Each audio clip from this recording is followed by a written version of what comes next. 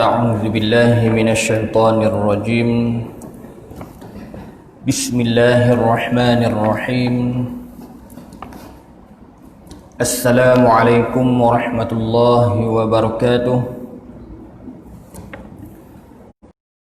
الحمد لله نحمده ونستعينه ونستغفره ونعوذ بالله من شرور أنفسنا وسيئات أعمالنا من يهده الله فلا مضل له ومن يضلله فلا هادي له أشهد أن لا إله إلا الله وحده لا شريك له وأشهد أن محمدا عبده ورسوله اللهم صل وسلم على سيدنا محمد وعلى آله وأزواجه وذرياته وأصحابه أجمعين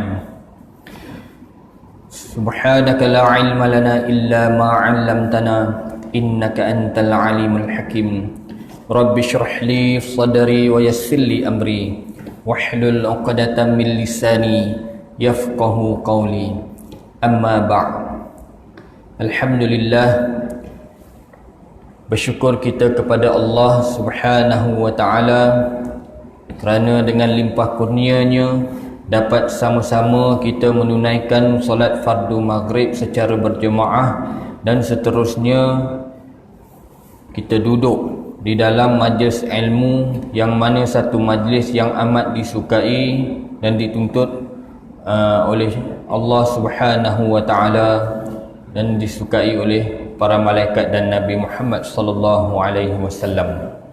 Insya-Allah, tuan-tuan dan puan-puan yang dirahmati Allah Ta'ala sekalian, pada malam ini kita akan teruskan perkongsian ilmu kita berkenaan dengan rahsia syurga dan neraka. Pada malam ini kita masuk pada bahagian yang kelima, iaitu sifat neraka. Tuan-tuan dan puan-puan yang dirahmati Allah sekalian,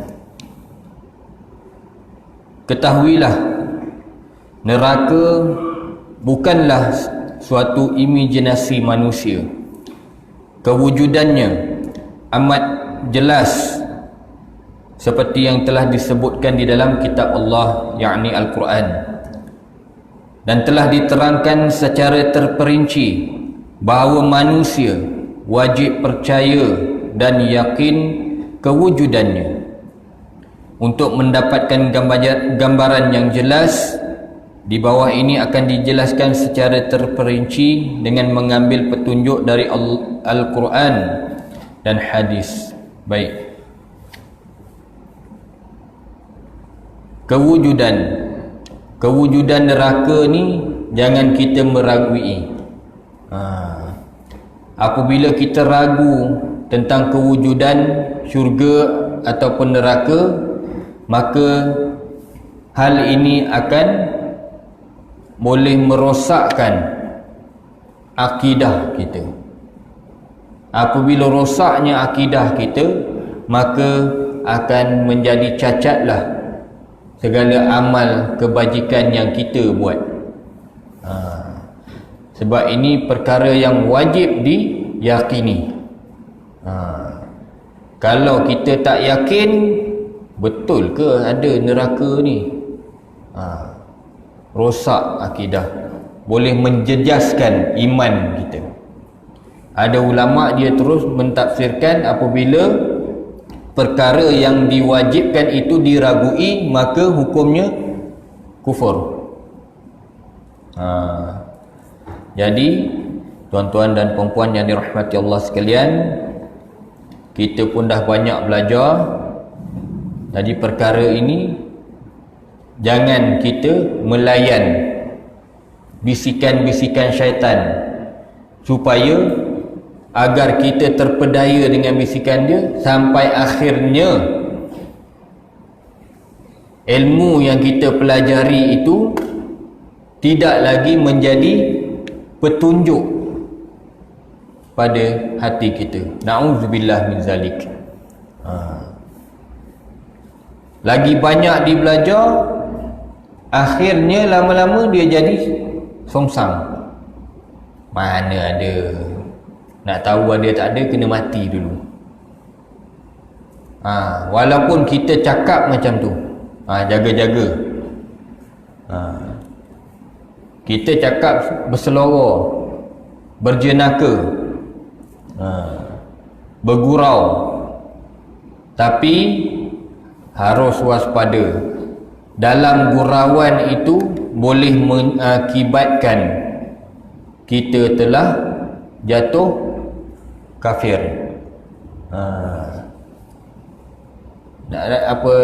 Nak tengok apa neraka? Kena mati dulu. Sekarang tak ada. Nampak? Melainkan kalau kita nak menjelaskan kepada orang, itu lain. Kalau saja-saja main-main, jaga-jaga. Baik. Seterusnya, kedudukan neraka. Di mana kedudukan neraka ni? Baik. Seperti yang diterangkan di dalam kitab ini, satu keadaan neraka yang gambarannya tidak secara jelas, tidak secara tepat mengenai lokasi. Kita tak tahu di mana letaknya neraka, di mana letaknya syurga. Di langit atau di bumi. Sebahagian ulama berpendapat neraka berada di bawah bumi, di bawah bumi yang paling bawah, paling dalam. Ni ada ulama dia menafsirkan neraka itu berada di bawah permukaan bumi. Dan ada sebahagian yang lain pula berpendapat bahawa ia terletak di langit, dan sebahagian lagi mengatakan tidak mengetahui sama sekali tempatnya. Baik. Ada sebahagiannya mengatakan di langit, dan sebahagian yang lain mengatakan mengatakan tidak mengetahui di mana tempat lokasi neraka tu ditempatkan. Mereka bersifat tawakuf, iaitu mendiamkan diri pada persoalan itu. Apabila ditanyakan persoalan di mana neraka, mereka tawakuf di situ, stop. Mereka tidak mengulaskan di mana tempat letaknya. Bahkan mereka mengatakan tidak mengetahui. Salah satu ulama yang berpegang dengan pendapat tidak mengetahui tempat letaknya neraka yang tepat adalah Imam As-Suyuti. Dia tidak memberi hujahan, penjelasan di mana kedudukan yang sebenar. Baik.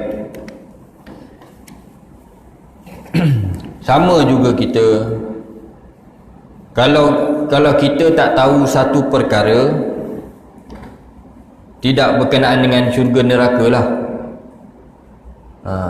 kita ambil bab duniawi. Kita tak tahu bidang otomobil. Apabila kita tak tahu bidang otomobil, kita bidang pertanian. Apabila ditanya tentang bidang otomobil, apa yang kita nak jawab? Sudah tentu jawapan yang terbaik adalah rujuk kepada orang yang lebih arif dalam bidang ni. Jangan kita pandai-pandai, kita tak tahu. Kita biasa dengan traktor je, itu pun kadang-kadang bila ditanya tentang enjin ini apa dia punya barang ni, oh ini, oh ini, dia pula yang jawab. Jawapan dia tu salah, dan jawapan yang salah itu akan mengelirukan orang yang mendengar, orang yang bertanya. Orang yang bertanya ni tak tahu, dapat jawapannya macam tu, lagi bertambah dia tak tahu, keliru terus. Lebih baiknya kalau ditanyakan tentang satu perkara yang bukan daripada bidang kita, tak payah jawab. tanyalah kepada orang yang lebih arif. Macam apa, ada orang bertanya pada saya tentang faraid. Dia nak tahu tentang detail tentang faraid. Jawapan dia senang je. Rujuk kepada orang yang lebih arif kalau nak tahu detail.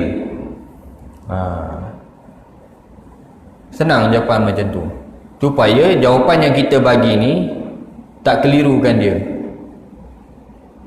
Dia dah tak tahu nak buat pembahagian. Kita pun main tembak je. Suami meninggal dunia, isteri dapat apa? Isteri meninggal dunia, isteri dapat separuh. Anak lelaki dapat suku anak suku. Ni salah. Kalau suami meninggal, dia ada anak lelaki. Antara isteri dan anak lelaki, yang mana lebih banyak dapat harta? Kalau nak difaraidkan, sudah tentu anak lelaki. Kita tak tahu main cakap je. Okey, suami awak dah meninggal, jadi harta dia sekian-sekian banyak ni. Katalah harta dia ada 5 juta. 2.5 juta ini untuk awak, dan 2.5 juta awak agihkan kepada anak-anak awak. Ni salah. Ini bukan faraid. Ini ikut suka dia. Lebih baik tanya pada orang yang lebih arif. Fas'alu ahla dzikri in kuntum la ta'lamun. Bertanyalah kepada ahlinya, orang yang mengetahui, orang yang arif tentang sesuatu bidang, sekiranya kamu tak tahu. Kan senang, Allah Ta'ala dah sebut dalam Quran. Ustaz, macam mana nak, kalau kita nak buat roti canai, ada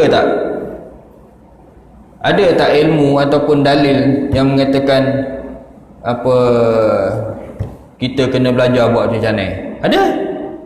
Itulah tadi. Fas'alu ahla zikri. Bertanyalah kepada orang yang tak tahu, bertanyalah kepada orang yang arif. In kuntum la ta'lamun. Sekiranya kamu tak tahu. Belajar. Apa yang tak ada? Semua ada. Jangan kata Al-Quran ini tidak diajar secara menyeluruh. Tak. Ustaz, dalam Al-Quran ada tak sebut tentang enjin kereta? Nak belajar enjin kereta? Ada tak dalam Quran sebut? Ada? Tak ada. Habis itu macam mana nak belajar? Itulah di ayat dia tadi. Fas'alu ahla zikri. Bertanya kepada orang yang tahu. Di dalam atas muka bumi ni, Allah Ta'ala dah jadikan, dah sediakan, dah ciptakan seseorang itu tahu tentang bidang-bidang tertentu. Belajar. Tu dia. Jadi balik pada hal ini, kalau ditanyakan kepada kita di mana neraka tu, wallahu a'lam, itulah jawapan yang paling tepat. Allah Maha mengetahui. Kita tak tahu mana tempatnya. Jangan bersangka-sangka. Saya rasa neraka tu ada di area-area. Jangan. Jangan buat macam tu. Rasa-rasanya ada kat area ni. Jangan. Pasalnya bila pergi tempat ni panas. Jangan. Jangan bersangka macam tu. Panasnya sesuatu tempat itu tengok pada permukaan bumi dia. Jangan kita kata buat apa pergi tempat tu, itu tempat neraka punya. Tempat panas, pergi je panas. Jangan. Kita tak tahu. Baik. Dan seterusnya, Al-Hafiz As-Suyuti, seorang ulama besar, termasuk di dalam bahagian ulama yang berpendapat tidak tahu di mana letaknya neraka tu. Ni salah seorang ulama yang mengatakan tak tahu neraka tu di mana letaknya.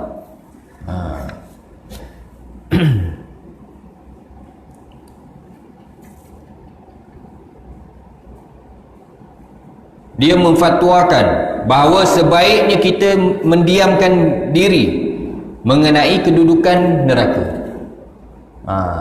Imam Asyuyuti ni kata lebih baik kita jangan cakap apa-apa tentang kedudukan tempat lokasi neraka tu di mana. Lebih baik tak cakap. Sebab kita tak tahu dan tidak ada dalil yang jelas menunjukkan neraka tu Allah letakkan di mana. Tak ada. Jadi bila tak ada, jangan kita yang memandai-mandai. Dan seterusnya, sebab memang tidak ada nas yang menjelaskannya. Pendapat Imam As-Suyuti di atas selaras dengan pendapat Syekh Dahlawi. Dia berkata dalam kitabnya yang membahaskan tentang akidah, tidak ada satu nas pun yang menjelaskan letaknya kedudukan neraka dan syurga. Di mana saja Allah menghendaki, di situlah letaknya neraka. Sebab kita semua tidak mampu mengesan ilmu Allah. Wallahu sami'un alim. Allah itu wallahu alimun hakim. Sesungguhnya Allah itu maha bijaksana lagi maha mengetahui. Kita tak dapat tahu. Kita nak menjelaskan tentang kewujudan manusia ni, kewujudan Adam tu dulu, kita pun tak dapat nak jelaskan secara terperinci. Bagaimana?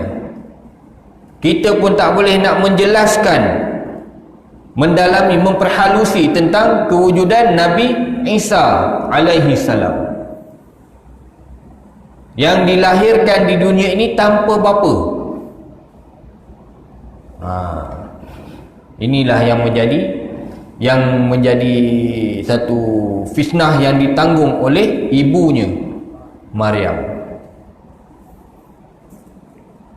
sehingga kan orang memfitnah dia. Maryam ni dah buat maksiat. Dan kelahiran Nabi Isa ni bagai anak luar nikah. Dia menanggung fitnah tu, tapi ibunya Maryam ini tetap sabar dengan ujian Allah. Kita tak dapat nak jelaskan bagaimana wujudnya. Jadi apabila kita tak tahu, kita stop, tawakuf, stop di situ. Tawakuf tahu dalam kitab-kitab kadang dia sebut perkataan-perkataan Arab tawakuf ni maksudnya berhenti ataupun mendiamkan diri. Macam kita baca Al-Quran, hujung tu dipanggil, habis ayat dipanggil wakaf. Wakaf tu berhenti ya. Apabila digunakan ayat tawakuf, maka berhenti, stop di situ, jangan cakap apa lagi. Baik. Dan yang seterusnya, keluasan dan kedalaman neraka. Berapa luasnya, berapa dalamnya. Baik. Diterangkan bahawa neraka itu amatlah luas, dasarnya pun sangat dalam, malahan hujung-hujungnya tak terjangkau dan tiada batasan.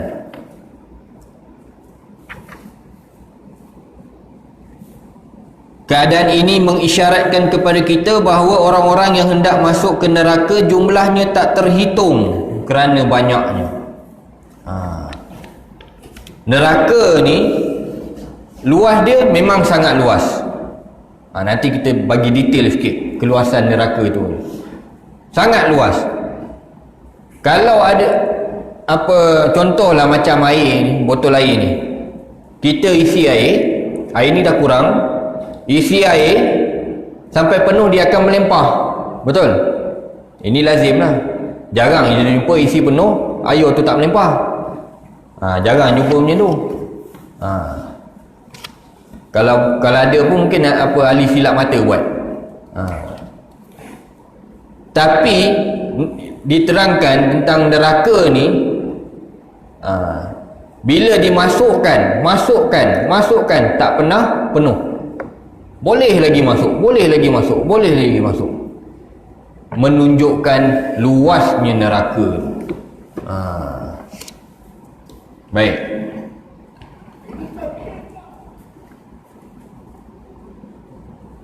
Dalam surah Qaf ayat 30 firman Allah, yauma yaqumu li jahannam halim talati wa taqulu hal min mazid. Dan ingatlah akan hari yang pada hari itu kami bertanya kepada Jahannam, apakah kamu sudah penuh? Nanti di akhirat nanti Allah Ta'ala tanya pada neraka Jahannam ni, penghuni neraka yang sekarang ni dah penuh ke? Boleh masuk lagi ke? Maksudnya macam tu lah. Dah penuh ke? Apa neraka Jahannam ni jawab? Masih adakah tambahan? Persoalan balik kepada Rabbnya, apakah ada lagi yang nak masuk? Maksudnya boleh ya? Ni tandanya luas maksudnya. Tak adalah kata, contoh waktu sekarang, waktu PKP, sembahyang Jumaat, orang kata jumlahnya terhad. Bila nak masuk, tanya, penuh ke masjid? Boleh ke masuk lagi? Oh, masjid dah penuh. Jumlah dah penuh. Tapi neraka ni, Allah Ta'ala tanya kepada neraka ni, boleh masuk lagi ke? Dah penuh ke neraka ni? Pertanyaan itu dibalas dengan pertanyaan. Neraka menjawab, apakah ada lagi yang nak ditambah? Maksudnya luas neraka ni. Baik. Dalam satu hadis Nabi SAW, apabila datang Jibril kepada Nabi, lalu Nabi minta kepada Jibril ni supaya menceritakan keadaan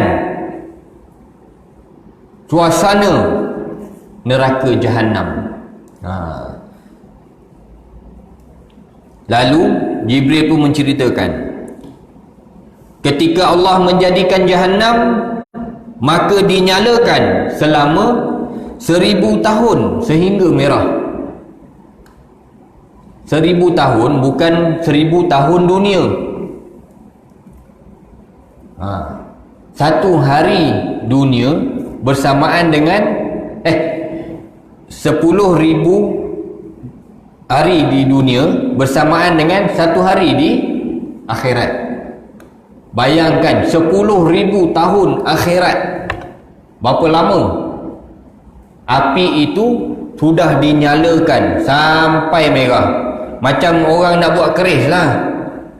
Nak buat keris, bukan bakar api kejap tu ketuk, tak. Dia bakar dulu api tu lama, dah letak atas besi tu, dekat atas api tu, sampai besi tu merah, baru diketuk. Lebih kurang macam tu lah adanya. Maknanya dah bakar lama neraka ni. Ini salah satu menunjukkan dalil bahawa neraka itu telah wujud. Bukan nanti kita mati baru wujudnya neraka dan syurga, seperti pendapat Mu'tazilah, yang mana mereka berpendapat bahawa syurga dan neraka itu akan wujud apabila telah datang hari kiamat. Apabila telah berlaku Qiyamatul Kubra, barulah wujudnya syurga, neraka. Ni pendapat kaum Mu'tazilah. Tapi berdasarkan hadis ini yang Jibril menceritakan kepada Nabi bahawa Jahannam itu diciptakan oleh Allah selama 10,000 tahun dah dinyalakan api itu sampai merah. Kemudian dilanjutkan 1000 tahun sehingga putih. Dah merah jadi putih. Kemudian 1000 tahun sehingga hitam. Maka ia hitam menjadi hitam sampai hitam gelap tu dark black Kalau kata arang tu hitam, lagi hitam daripada tu. Tidak pernah padam nyalaan api tu.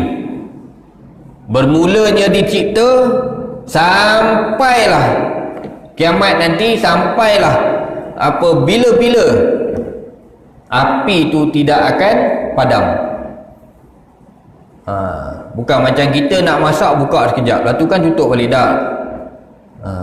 Kita kalau buka aja tak lama lagi bom.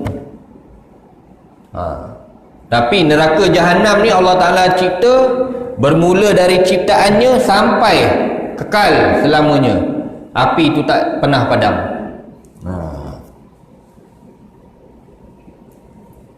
Demi Allah yang mengutus engkau dengan hak, andaikan terbuka sebesar lubang jarum, nescaya akan dapat membakar penduduk dunia semuanya kerana panas. Sebab tu dalam hadis yang lain Nabi sebut, Nabi memberi satu larangan, kalau nak berwuduk, kalau air tu panas, jangan guna dulu, kerana ia sebahagian dari bahang api neraka. Bahang pun dah panas. Dan dalam hadis yang lain juga, dalam kitab Riyadhus Shalihin, Nabi kata apabila seseorang itu demam, panas badan dia, maka kena banyak minum air untuk mengeluarkan bahang panas api neraka. Bukan kita buat salah neraka tu dalam badan, tak, bahang tu maknanya kita baru dapat merasai bahang saja pun dah panas, apatah lagi kalau masuk, na'udzubillah min zalik.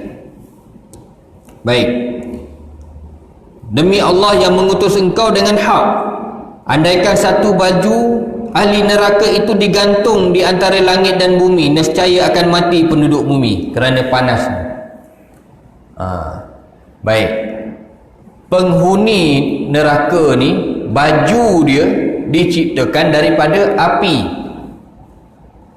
Tak payah ambil api neraka tu, baju penghuninya kalau digantungkan di antara langit dan bumi, habis dunia, habis penduduk bumi ni, kerana panasnya. Kita bahang pun tak boleh tahan. Baik, yang seterusnya mana kita tadi? Demi Allah yang mengutus engkau dengan hak, andaikan satu pergelangan dari rantai yang disebut dalam Al-Quran itu diletakkan di atas bukit, nescaya akan cair sampai ke bawah bumi yang ketujuh. Rantai dalam neraka tu, ahli neraka ni akan dirantai. Rantai tu bukan kata rantai besar tu, ambil dia punya gelang tu je, satu gelang je kan, dia bersambung macam tu kan, ambil satu gelang tu saja. Satu gelang tu, andaikan satu gelang itu diletakkan atas bukit, atas gunung, hancur, habis.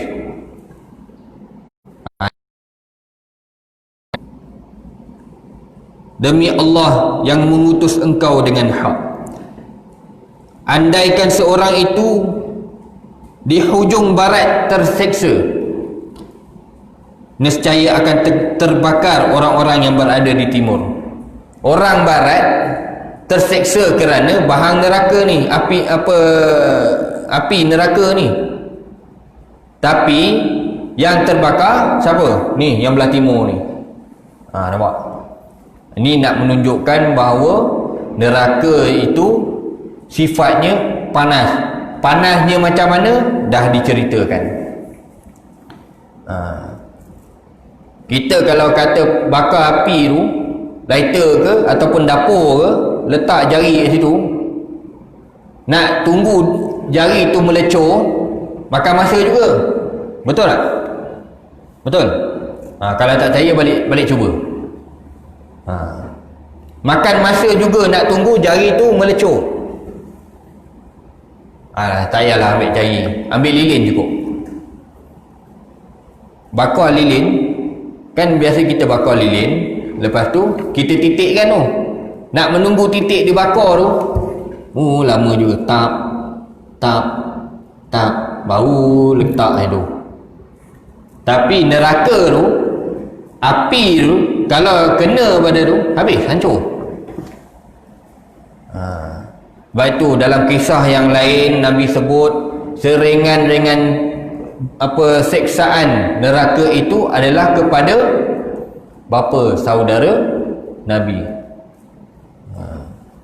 yang mana Allah Ta'ala berikan keringanan azab neraka, iaitu guna capal yang kasut yang diciptakan daripada api neraka.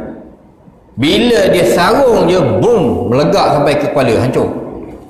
Nampak tak? Itu baru pakai, belum pakai baju lagi. Na'udzubillah min zalik. Jahannam itu sangat dalam dan perhiasannya besi. Maknanya besi ni bila dipanas, dibakar, dia akan menjadi panas. Dan minumannya air panas, bukan teh tarik air panas yang bercampur dengan nanah. Nanah apa? Ni nanah yang orang yang kena seksa ni. Orang yang kena seksa, tak kira keluar nanah ke, berdarah ke, apa ke, air itulah yang menjadi minuman ahli neraka.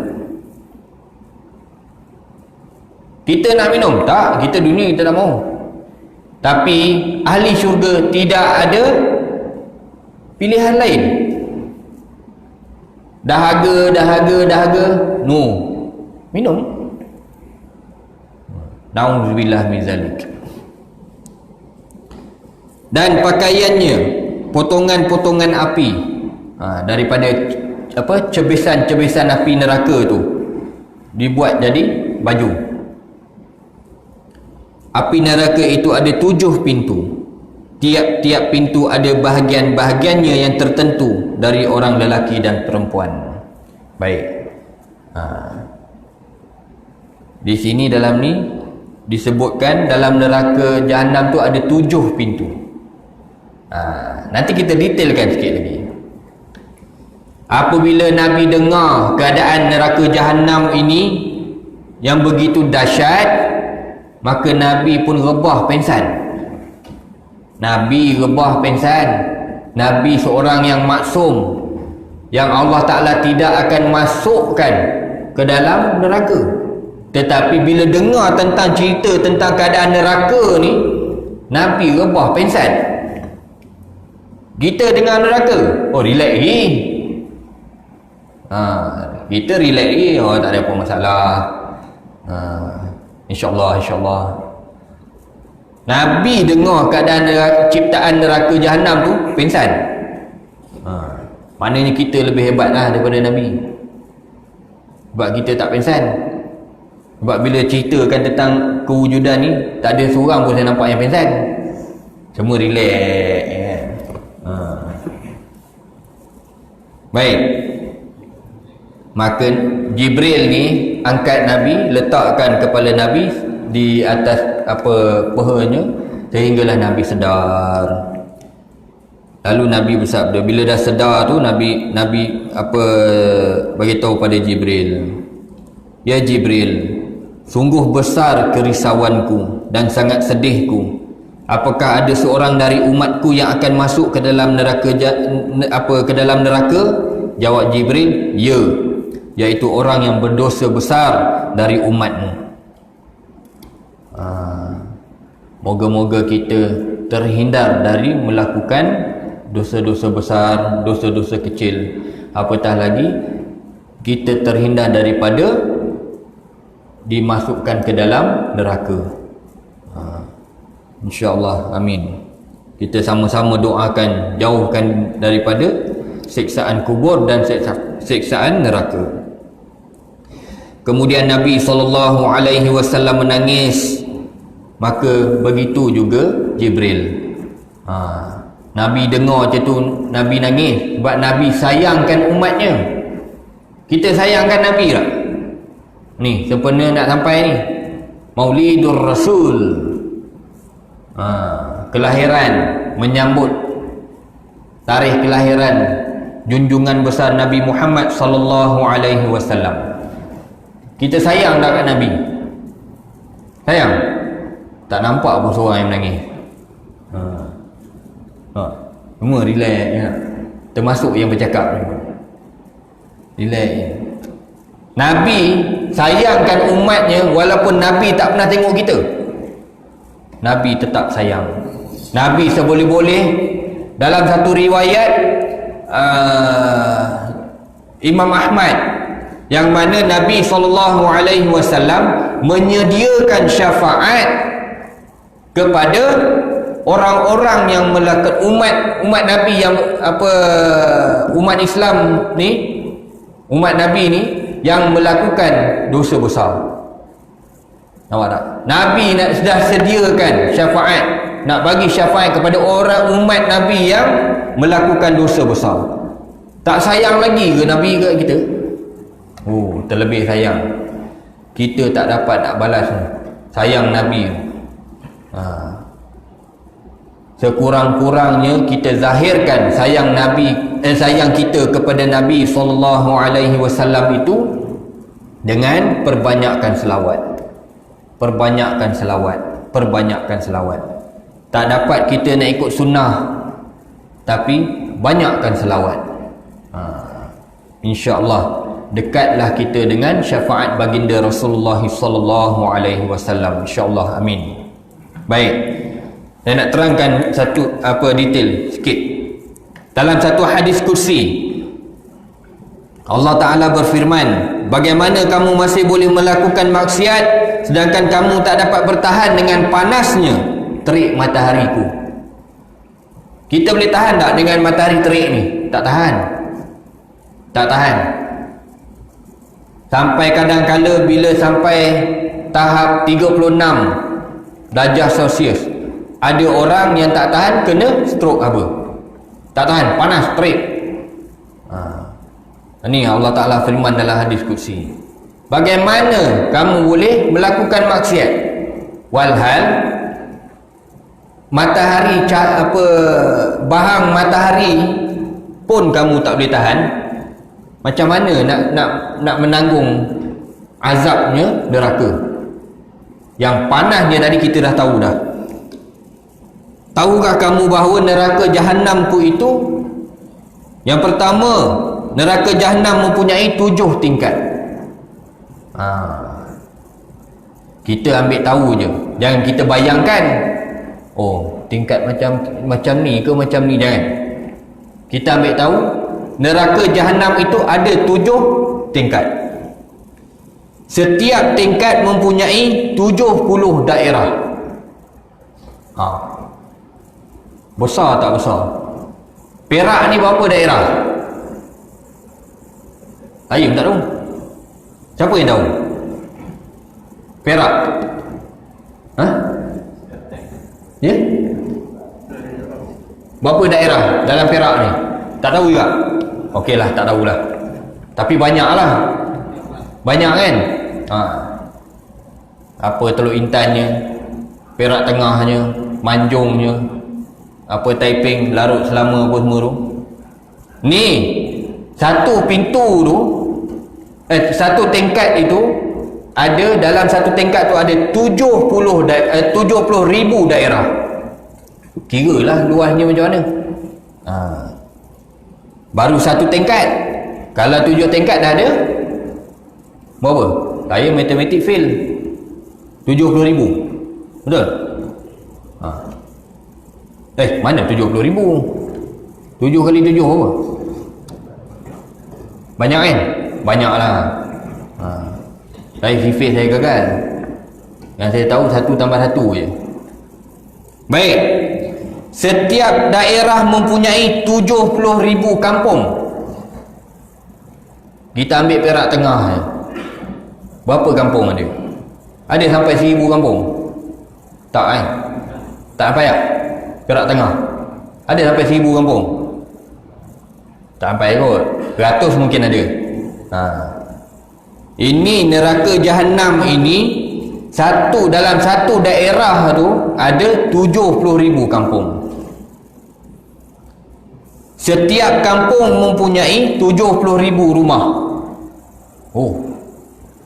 Besarlah cerita ni. Dalam 70,000 daerah, 70,000 kampung, 70,000 rumah. Setiap rumah mempunyai 70,000 bilik. Setiap bilik mempunyai 70,000 kotak. Dalam bilik tu ada lagi kotak. Macam mana kotak tu? Wallahu a'lam.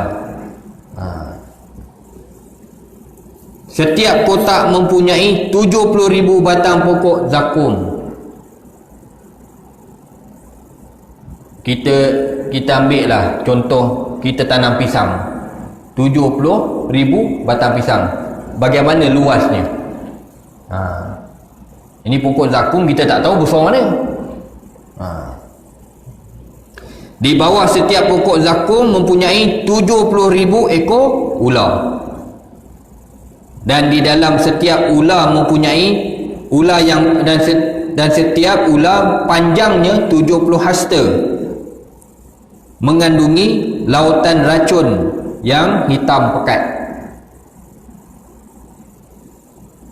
Juga di bawah setiap pokok zakum mempunyai 70,000 rantai, dan setiap rantai diheret oleh 70,000 malaikat. 70,000 rantai. Satu rantai tu, nak tarik satu rantai tu 70,000 malaikat. Bayangkan berat. Kita guna yang apa, rantai yang jual kat hardware tu, kalau ikat kaki tu, tak payahlah ambil tu apa, yang rantai apa, yang kapal ni kan. Cuba kita tarik, jenuh. Ini rantai yang ditarik oleh malaikat sebanyak 70,000. Maknanya neraka yang Allah Ta'ala ciptakan itu cukup dahsyat. Cukup dahsyat. Azabnya sangat dahsyat. Kalau dengar buat ni pun kita tak terasa tentang dahsyatnya neraka yang Allah Ta'ala wujud ni. Istighfar banyak-banyak kepada Allah Subhanahu wa Ta'ala. Sebab apa hadis yang sampai yang menceritakan tentang kegembiraan, tentang syurga. Syurga tu dah tentu gembira. Tambah gembira kaum lelaki. Bila nak masuk syurga, di pintu syurga itu akan ditunggu oleh nampak? Orang lain yang jawab, bukan saya jawab. Mana dah tahu dah. Maknanya cerita syurga ni gembira, cerita neraka ni cerita yang sedih. Kalau kita tak dapat sedikit tusukan di hati tentang dahsyatnya apa suasana neraka ni, banyak istighfar kepada Allah Subhanahu wa Ta'ala. Moga-moga Allah Ta'ala ampunkan dosa-dosa kita. Moga-moga Allah Ta'ala titipkan di hati kita untuk kita merasai bahawa ni neraka yang kita dah belajar ni cukup dahsyat. Aku takut nak masuk. Tu perasaan tu. Jangan cakap takut nak masuk tapi buat juga maksiat. Tak boleh. Dalam masa yang sama tinggalkan. Moga-moga ilmu yang kita dapat pada malam ini diberkati oleh Allah Subhanahu wa taala. Semoga Allah Taala berikan kepada kita kekuatan untuk kita memperbanyakkan amal kebajikan. Moga-moga Allah Taala lindung kita, hindari diri kita daripada terpesong dari jalan yang diredai oleh Allah Subhanahu wa taala. Amin. Moga-moga Allah Taala permudahkan perjalanan kita untuk menuju ke syurganya dan dielakkan perbuatan daripada kita melakukan perbuatan yang boleh mendorong kita untuk masuk ke dalam nerakanya. Na'udzubillah min zalik. Moga-moga Allah Ta'ala permudahkan juga urusan kita untuk menerima syafaat Nabi Muhammad sallallahu alaihi wasallam. Ni syafaat baginda yang sangat kita harapkan, sangat kita perlukan di akhirat kelak. Moga-moga kita tergolong di dalam kalangan umat Nabi Muhammad sallallahu alaihi wasallam yang paling depan dapat menerima syafaat. Moga-moga kita ni, insya-Allah. Amin. Perbanyakkan selawat ke atas Nabi Muhammad sallallahu alaihi wasallam. Cinta kita kepada Nabi tak perlu kita tunjuk kepada orang. Takut dia jatuh riak, habis. Cinta kita kepada Nabi biarlah kita yang tahu, Allah yang tahu, Nabi yang tahu. Cukup. InsyaAllah. Moga-moga Allah Ta'ala memberkati segala perbuatan amal kebajikan yang kita lakukan. Moga-moga kehidupan kita di atas dunia ini dan kematian kita diredai oleh Allah Subhanahu wa taala. Cukup sampai di sini saja, insya-Allah. Jika ada masa dipanjangkan umur, usia, kita akan sambung lagi perkongsian ilmu ini. Moga-moga Allah Ta'ala berikan kepada kita kesihatan yang baik, insya-Allah. Amin. Wabillahi taufiq wal hidayah. Assalamualaikum warahmatullahi wabarakatuh.